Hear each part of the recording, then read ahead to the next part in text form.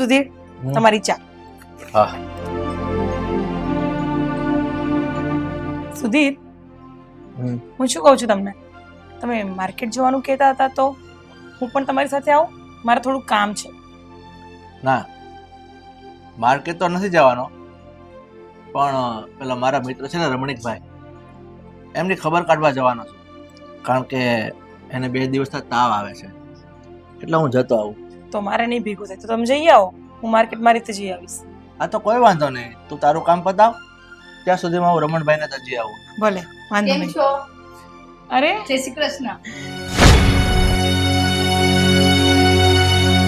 જય શ્રી કૃષ્ણ. સુધીર, આ છે સ્નેહાબેન, આપણી બાજુમાં રહેવા આવ્યા છે. સ્નેહા, બેસ ને. અરે ના ના, અત્યારે બેસવું નથી. હા તો કઈ નહીં, હવે આવ્યા છો તો ચા પીને જ જાઓ. જરાય નહીં, હું ઘરેથી ચા પીને જ આવી છું. ચાલતું હશે એમ વળી, પહેલી વાર અમારા ઘરે આવ્યા છો ને ચા પીધા વગર કેમ જવાય? ચાલ, હું ચા લઈને આવું છું. અરે ના ના, અત્યારે નહીં. શું ના ના, પહેલી વાર આવી છે ને, શાંતિથી બેસ. હું ચાલ, અરે નથી. તૈયાર જ છે ચા, બેસ, હું આવી.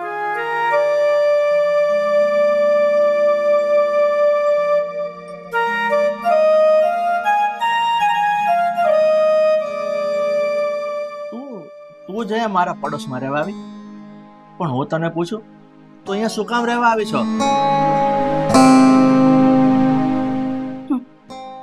સુધીર, કેટલું સહજતાથી કહી દીધું ને કે અહીંયા શું કામ રહેવા આવી છે. હું અહીંયા પડોશમાં એટલા માટે રહેવા આવી કે હું મારા સાગર દીકરાનું મોં તો જોઈ શકું. આ બધું તો છોડ, અને હું તો એમ કહું છું, તારે અહીંયા મારા પડોશમાં રહેવાની જરૂર નથી. તું બીજે ક્યાંક રહેવા જતી રહે. નહીં, હું અહીંયા જ તમારા પડોશમાં જ રહીશ.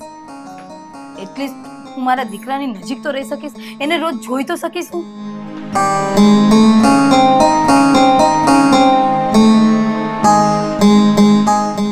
શું આ સાગર સ્નેહાનો દીકરો છે? પણ સુધીર તો એમ કહેતા હતા કે સાગરને અનાથ આશ્રમમાંથી લાવ્યા છે, જેમ કે દત્તક લીધો છે. તો આ શું હું સાંભળી રહી છું?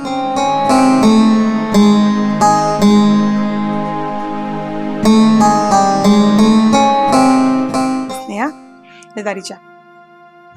કામિની, હમ? આલે કપ. અને તમે બંને બેસો, હું પેલા મારા મિત્ર રમણીકભાઈને ખબર કાઢતો આવું. ભલે. હા.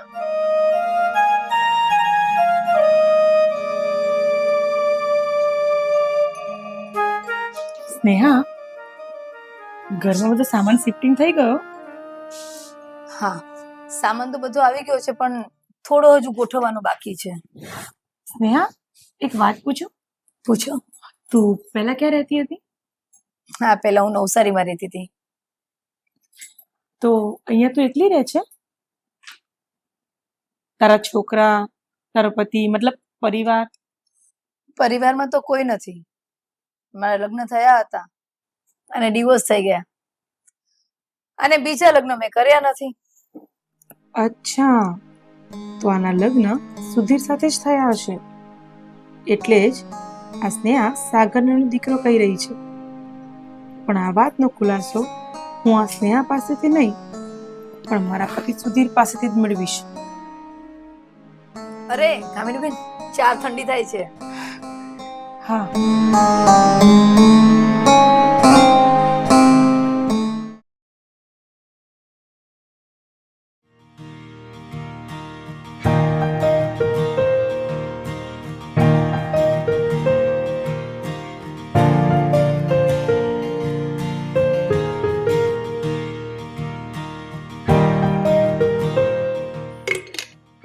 તરસ્યા થઈ ગયા? ના ના, આ તો થયું કે રસોડામાં આવ્યો છું તો પાણી પી લો. અચ્છા, તું એ કે ચા ક્યારે બનાવવાની છે? આ સાફ સફાઈ જ કરવાની છે? અરે પણ સવારનું કામ તો પતાવું કે નહીં? કઈ નહીં, ચા તો હું હમણાં કરી દઈશ તમને. પણ સાગર, તમને ખબર છે આપણા પાડોશમાં એક નવા આંટી રહેવા આવ્યા છે? તો આવ્યા હશે હવે નવા. હા, જાણે ખુશ તો એવી થઈ છે કે પાડોશમાં કોઈ નવા આંટી નહીં, પણ કોઈ હા જૂ ખોલવાનું હોય. અચ્છા, શાંતિ રાખો, હું કઈ મજાક નથી કરતી, ઓકે? પણ સાગર, હું એટલા માટે પૂછું છું કે આજે સવારે આંટી મને મળ્યા ને, તો એ મને એવું પૂછતા હતા કે તું સાગરની વાઈફ છે ને, એટલે મને લાગે છે કે એ તમને ઓળખતા હશે. હવે એવા તો વળી કોણ આંટી હશે કે જે મને ઓળખતા હશે? આમાં કઈ સમજણ ના પડ્યો. એ તો નથી ખબર, પણ ખબર છે એણે મને એમ પણ પૂછ્યું કે સાગર મજામાં તો છે ને. મેં કીધું હા. પછી કઈ વધારે વાત ના થઈને હું ઘરે આવી ગઈ. મળવું પડશે હા એમને. કે એવું તો કોણ વ્યક્તિ છે, મતલબ કે એવા તો કયા આંટી છે કે જે મને ઓળખે છે, તને ઓળખે છે અને તારી આગળ મારી વાત પણ કરી. પણ એક કામ કરો ને સાગર, આજે સન્ડે છે ને, હા. તમારે ઓફિસમાં રજા છે અને આંટી પાડોશમાં જ રહી છે, તો આજે તમે એના ઘરે જઈ આવો. વાહ વાહ, શું વાત કરે છે! આજે તો પિકનિકમાં જવાનું છે ને, ચલો ચલો પિકનિકમાં જઈ આવીએ. હવે મળી લઈશ આંટીને. આંટી કઈ ભાગી નથી જતા. એની પહેલા તું જે આ ચા બનાવવાનો છે ને, આટલા બેસ્ટ આઈડિયા આપું છું, બરાબર છે? તમને કોણ આપે આટલા સારા આઈડિયા? કઈ આઈડિયા છે યાર આંટીને મળવાનો? કે મિનિસ્ટર છે આંટી? ચા પીવી છે? હા પીવી છે? પીવી જ છે ને. સ્માઈલ કરીને વાત કરો. ચા બનાવ ને ભાઈ. બનાવું છું હવે. અને આ ચા ચા કૂદકા મારો છો, તો સવારે હમણાં જ મમ્મીએ ચા બનાવી હતી, ત્યારે ક્યાં હતા? ત્યારે છે ને ફરવા ગયો તો સિમલા મનાલી એકલો એકલો. જે કરવાનું છે એ કરને ભાઈ. ત્યારે ઘરે નતો હું, થોડું કામ હતું તો બહાર ગયો હતો. અત્યારે નહીં મળી શકે, બીજી વાર ઘરમાં ચા નહીં બની શકે. જોકી જોયા જો નહીં બનાવો આવી બનાવી દે ને. સ્માઈલ કરો. હા, મારી વાલી પત્ની, મને એક કપ ચા મળી શકશે? હા તો બનાવ.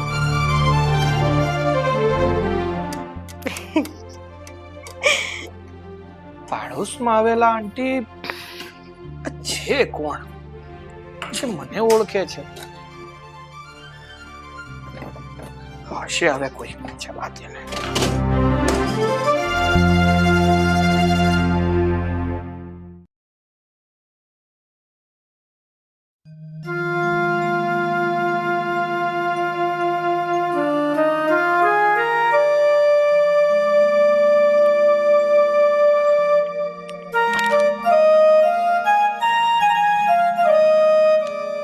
કામિની, હું આ રમણભાઈના ઘરે જઈ આવ્યો, પણ સારું છે ને, ખાલી ફક્ત 2 દિવસ તાવ આવ્યો હતો, અત્યારે કોઈ પ્રોબ્લેમ નથી.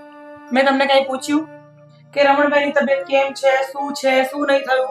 મેં તમને કઈ પણ પૂછ્યું નહીં ને? કેમ આવી રીતે વાત કરે છે? મેં તમને કઈ પૂછ્યું જ નથી, બરાબર? હવે હું તમને શું પૂછું છું પણ, કે બાજુમાં પેલી સ્નેહા રહેવા આવી છે નવી, એને તમે ઓળખો છો? ના, હું એ સ્નેહા નથી ઓળખતો. પણ તું કેમ આવું પૂછે છે અત્યારે? સુધીર, સાચું બોલો છો કે તમે એને નથી જ ઓળખતા? હા, હું સાચું બોલું છું. હું એ બાજુવાળીને નથી ઓળખતો. તારું કહેવાનું શું થાય છે? સુધીર, તમે એને ઓળખો જ છો, પણ તમે આ વાત મારાથી ખોટું બોલી રહ્યા છો. તમારા અને એને કોઈ જૂના સંબંધ તો છે જ, પણ તમે હવે સાચું બોલશો કે પછી? કામિની, તું કેમ આવી વાતો કરે છે? જો, હું તને સાવ સાચું કહું છું. હું એ બાજુવાળી સ્નેહા નથી ઓળખતો. મારા પર વિશ્વાસ કર તું. વિશ્વાસ એ પણ તમારા પર. હમણાં સ્નેહા આપણા ઘરે આવી ને, ત્યારે હું ચા લેવા માટે કિચનમાં ગઈ અને ત્યારે જ મેં જોયું કે તમે બંને જણા કઈ વાત કરતા હતા અને સ્નેહા સાગરને એનો દીકરો કહેતી હતી. શું આ સાગર એનો દીકરો છે? અને જે હોય ને તે સાચું બોલજો. બોલો ને. કેમ બોલવાનું બંધ થઈ ગયું હવે? આમ તમે નહીં બોલો, મને ખબર જ છે કે તમે સાચું નહીં બોલો. હવે હું સ્નેહાને જઈને જ પૂછી લઈશ કે સાચી વાત શું છે, બરાબર ને? હજી એકવાર પૂછું છું, મારી સામે જુઓ. હજી એકવાર શાંતિથી પૂછી રહી છું, જે હોય તે સાચું મને કહી દો. બોલવું છે તમારે?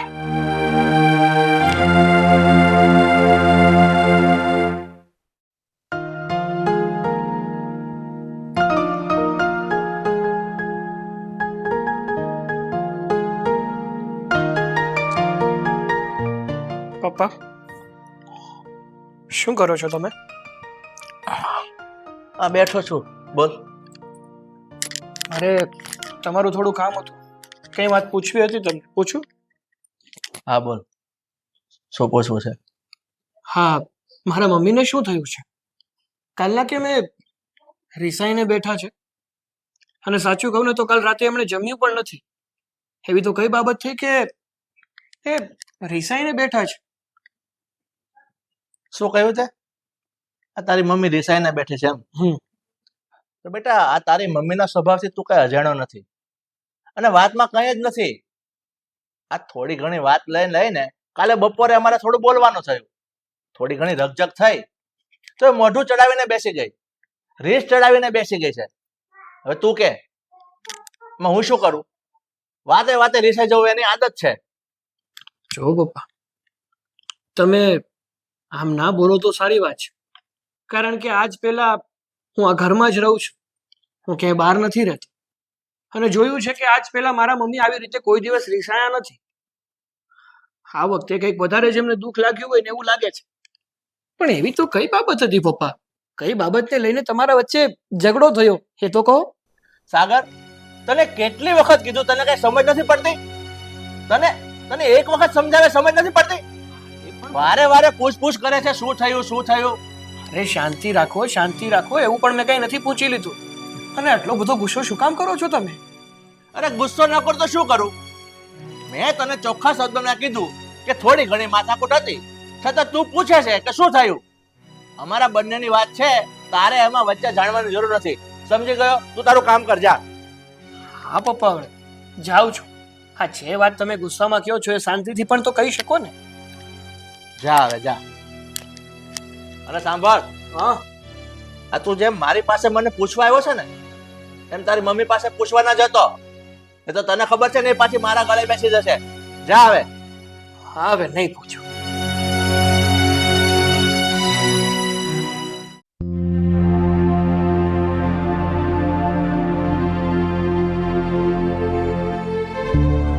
સ્નેહા, સ્નેહા, ક્યાં છે તું? અરે સુધીર, તમે હા. આવો, બેસો. નહીં સ્નેહા, હું અહીંયા બેસવા માટે નથી આવ્યો, પણ તને વોર્નિંગ આપવા આવ્યો છું. મેં તને કહ્યું હતું ને કે તું મારા પડોશમાં નહીં રહેતી, અહીંથી ચાલી જા. કેટલું સરળતાથી કહી દીધું ને સુધીર કે અહીંયા શું કામ રહેવા આવી છે. હું શું કામ બીજે રહેવા જાઉં? સ્નેહા, તું સમજવાની કોશિશ કર. તને ખબર છે અત્યારે મારા ઘરમાં શું ચાલે છે? આ મારી પત્ની મારી સાથે ઝઘડો કરીને બેઠી છે, મોઢું ચડાવીને બેઠી છે. એને એવી જાણ થઈ ગઈ છે કે તારે અને મારે કોઈ આગળ સંબંધો હતા, એવું એના મનમાં ઘર કરી ગયું છે. તો એમાં મારો શું વાંક છે? જણાવી દો ને, એટલું બધું જો પત્નીનું લાગતું હોય તો. સુધીર, મેં તમારા વગર 20 વર્ષ કાઢ્યા છે, અને મારો દીકરો, મારા દીકરાનું 20 વર્ષ સુધી એક મોં પણ નથી જોયું. આજે હું સાવ એકલી છું, અને જો મને મારા દીકરાનું મોઢું જોવાનું મન થયું હોય તો હું અહીંયા રહેવા આવી ગઈ. હું સમજી શકું છું કે 20 વર્ષથી તે તારા દીકરાનું મોઢું નહોતું જોયું, પણ એના માટે થઈ તું મારા પડોશમાં રહેવા આવીને એ મોટામાં મોટી ભૂલ કરી છે. અત્યારે મારા ઘરમાં હોળી સળગી છે, એટલે મહેરબાની કરીને તને હું કહું છું સ્નેહા કે તું અહીંથી દૂર રહેવા જતી રહે. સુધીર, આ શક્ય નથી. મેં 20 વર્ષ સુધી મારા દીકરાનું મોઢું જોયા વગર એનાથી જુદા રહીને કાઢી છે, પણ હવે હું એનાથી વિખૂટા એક ક્ષણ પણ નહીં રહી શકું. હું અહીંયા જ રહીશ. આ શું બોલે છે એનું તને ભાન છે? આ ક્યાંક સાચે જ કામિનીનો શક સાચો ન પડી જાય, અને આપણી જે કાંઈ ભૂલ થઈ છે ને એની સામે આવી જશે. એટલે હું તને મહેરબાની કરીને સમજાવું છું, પ્લીઝ તો અહીંથી બીજે રહેવા જતી રહે. એમાં મારી અને તારી બંનેની ભલાઈ છે.